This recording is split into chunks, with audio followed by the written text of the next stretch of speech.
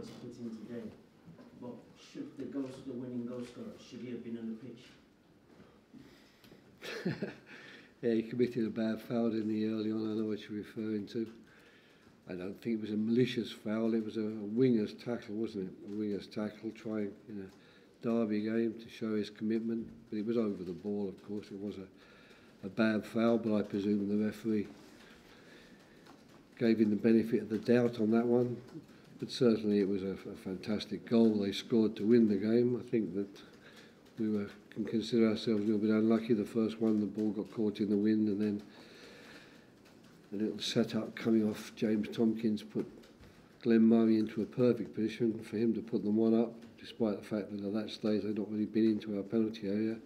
And then after getting back in the game at 1-1 and looking like we might go on to really capitalise on the possession and the fact that we were pushing hard against a well-drilled and well-packed defence, we concede that goal, which was one of those unstoppable ones from 20-odd yards, which go in off the post and the crossbar right in the joint. So I think that over the 90 minutes or 95 minutes,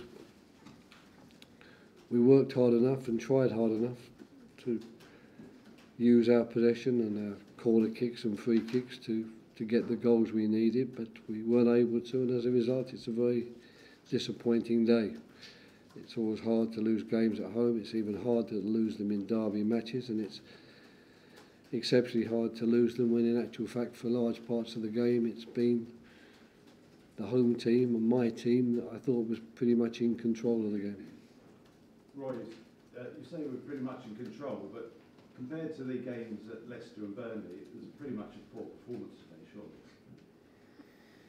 Well, it's a poor performance in the sense that we weren't able to do enough with the amount of possession we've got, but they're such different games, so I don't know quite how you compare them. You know, in the last two games we've been playing against teams where we've had 40% of possession against a team that's had 60% of possession. We've had great opportunities to use our counter-attacking threats and to use those opportunities, whereas today, of course, we were up against a packed defence who had the benefit from 15 minutes in the game to be sitting on a 1-0 lead. So I don't quite know how the performances can be compared particularly.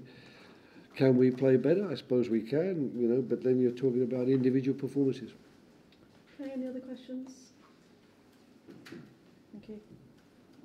Regarding the tackle in the first 15 seconds, do you just think it's a case of it happening so early in the game, that's why the referee gave him the benefit of that? I have to ask the referee on that one there. We were incensed by the challenge, of course. I thought it looked like a very dangerous one. I was very pleased to see Luka Milivojevic get to his feet again. I had visions.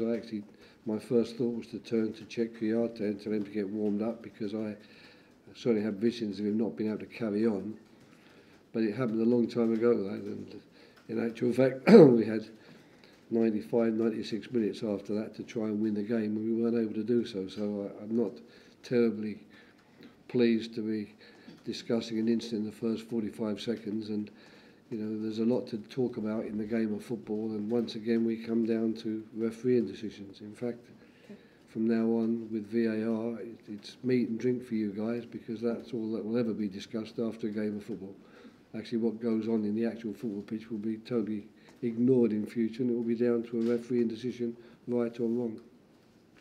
Sorry, Roy, but I know you've just said you don't want to talk about it all the time, but that was a malicious challenge as far as you're concerned. When you were right there, like yards from the ball, you saw that as well anyway.